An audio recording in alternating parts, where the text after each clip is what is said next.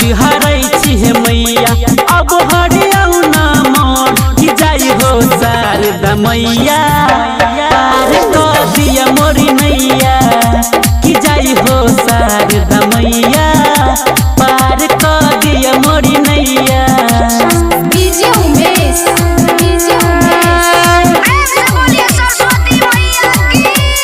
सुखीपुर बाजार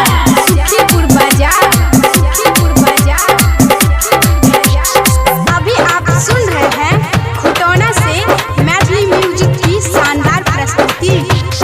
कंठ में करू बास मैया बिना के झनकाबू हंस पकड़ के आहा मैया हमारा घरे आबू दर्दिला उमेश के मैया जिंदगी में करियो इजोर कि जाई हो शारदा मैया पार कर दिया मोरी नैया कि जाई हो शारदा मैया।